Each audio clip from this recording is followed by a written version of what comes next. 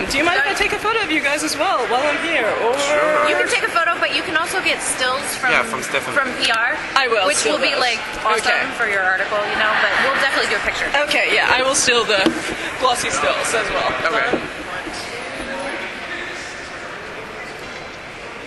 Great, thank you. All right. Yes. All right. We know the Javits Center lighting is not. Yes. This is not. No, it's actually a pretty natural light. It's, it's very even. It's overcast, so that is actually, like having a natural diffuser. Oh, fine. Now we got the Posters posters arrived. here. Yay. Now it's real. Okay. Now it's, yeah. Basically, we need to Shit go. is We getting need to go real. to the. All right, I'm going to slide a question in here. So I'm going to ask the same questions that probably everyone else asked, but what attracted you guys to doing a parody? Because you both have done horror in the background, and you've done a horror of Buffy, which is horror/parody/drama, and you've had horror in the back. So what made you decide to just do a straight-up parody instead? To me, it was the only way to approach a movie like this, because I just felt that if you tried to do it serious, it would just be laughable, but not in the way that we wanted. So to me, that was like a much more natural entry point to do a giant spider movie. Okay. But just from our point of view, I mean, we were interviewing a lot of directors to the project, and the tone was actually the most important thing, because it's actually not a parody. We didn't want to be a parody. We didn't want to be like, kind of raunchy, wink wink at the camera. We want to walk that thin line, the basically Shaun of the Dead walk. That's kind of what we're looking for. Well, no, you did a great job, just because I was thinking it could stand alone if I had never seen The Blob, if I had never seen The Thing, if I had never seen, any Godzilla back in the 1950s and 60s. It could stand alone as a horror where you have, they're in the shaft, and again, it's incredibly scary, just like, oh my gosh, there's no spider, but still, it's regular shaft. See, I felt that it's scary if it's like, about a meter long. If it's a small spider, you can make a scary movie. But I think once it's big, it's ridiculous. Yeah, once it's big, it's a ridiculous thing, and so so you can't really try to, you're not going to scare anyone with a giant spider, except if you're extremely sensitive to and arachnophobic, so. So with the script and with the directing, because everything, the kitchen sink is there from the 1950s. There are the Bikini Girls. There's the quiet picnic that's disturbed. There's, oh no, there's the spider underneath or the thing underneath the blanket. So did you guys just sit down and look at everything? And also there's the 1950s kind of lighting going on at the same time. So did you just sit down and look at every single 1950s B movie, or just no? I probably just think in cliches. I think. Okay. I think. Lazy mind things. Yeah, exactly. No, honestly, you want to do an homage, but you want to do something that still kind of has its own flavor. But again, I am a fan of genre movies, and so you do kind of want to walk those trappings and not look down on them, kind of embrace them, and use that as a jumping point. Okay.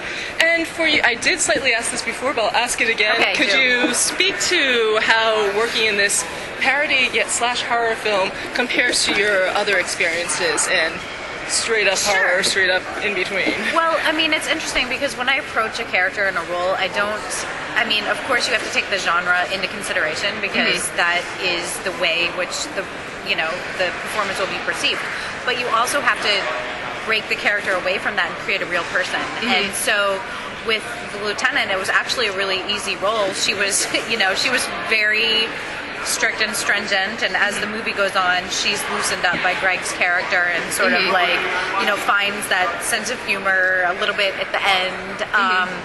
But I didn't necessarily approach it from the point of view of like, some of this is gonna, as Mike was saying, the first half of the movie is more scary, the second half of the movie is more, action and humor derivative. I just approached the character as I would any other. Same way I approached Gloria. I never thought of her as a god. I never took into consideration that, this was a totally surreal thing she was doing, because if you have that outside perspective on someone you're creating, you're not objective, So, and also, the one thing I liked about the character in the beginning is she's the anti-horror heroine, but towards the end, she kind of becomes the girl, and then she goes back to being an anti-horror heroine. Yes. Could you speak to that, and is there a reason why we didn't just keep her as a straight-up anti-horror heroine all the way through? I think that each character in a film serves a purpose, and her purpose was to create another dynamic for Greg's character, another dynamic for that. Also, you're right, to at one point be captured by the spider and serve that purpose. So it was a character that was fulfilling the needs of the film, as opposed to me, being in the movie and the movie happening around me. It was more, that was my place within the piece. And I would add to it that I'm a fan of the game Donkey Kong. Going old school, all right. And King Kong as well, but similar thing. Right, 1985. And to kind of create that archetype, you need a damsel in distress ultimately. Yeah, you need the blonde girl. You need a blonde girl who stands at the top of a building, and so Mario and Luigi can save her, even though Luigi doesn't appear in Donkey Kong. But that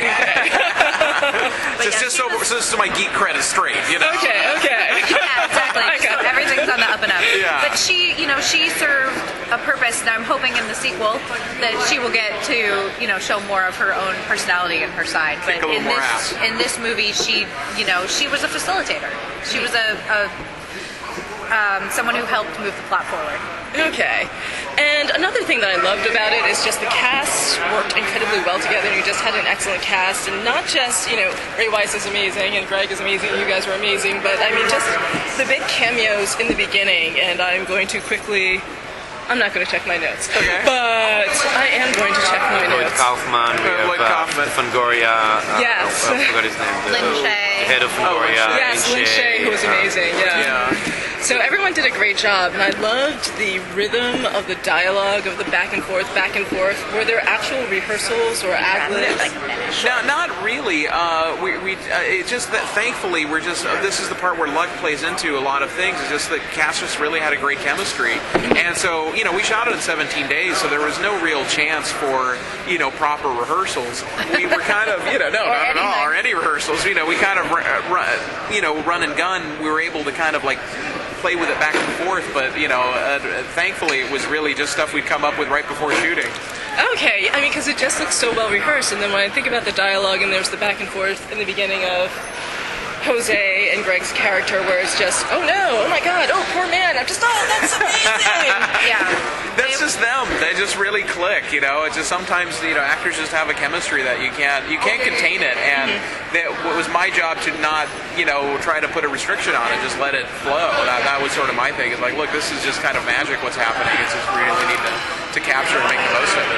All right, take it, bottle it, and sell it. All right, and then I have a question final question before you started Geek Nation a few years ago. How's that going, and what are your plans for the future? We actually launched the website in July of 2012. Okay. So we're just over a year old. We have about 5 million hits a month. All right. It's going amazingly well. I'm very proud of it, and I feel our written content section is really you can put it up against any other film critic website. I really feel it's strong. Our podcast network just got picked up by an airline, so that's great. We just announced we're doing a 10K giveaway with Pickup Sticks, which is a restaurant in Southern California, for a short film. So people who are fans of Geek Nation can send in a 30-second film of their choice and have a chance to win 10K, which is an amazing amount of money, I think, for a little film contest. No, it is. Yeah, so I'm very proud of it. It's awesome. The reason we created Geek Nation was to create a venue for us as artists, and it's really starting to come into its own in that front. Okay, great. Yeah. So I think that, I do have one question. All right, on casting. So I noticed in casting that the only African Americans that appear are the faux gangbangers who are on the press conference. Uh-huh. And I got There's that. also a cop. Yeah, I remember the cop. But I was going to ask, is there a reason there wasn't a slight more mocha color in the rest of the cast? Well, honestly, I think it's because there's only because of a low budget movie. There's only like 8 speaking parts, and so out of 8, one of them was a person of color and a Latino. I will give that to you. Yes. I'll also say this, which Mike won't necessarily say. He called his friends that he'd worked with before. You know Right, what I that is mean? true, yeah. So it was a lot of people coming together to make this happen that were already in his network. Right. Yes. Which is true as well. But yeah, no. So we tried to diverse as much as we could. But when you're dealing with limited speaking parts, there's only so much casting you can do. Sadly, So. No, that's true, and you have very talented friends, I must say. Well, thank you. Thank you very much. I agree. right. There you go. All right, I do now. All right, thank you. All right, thanks.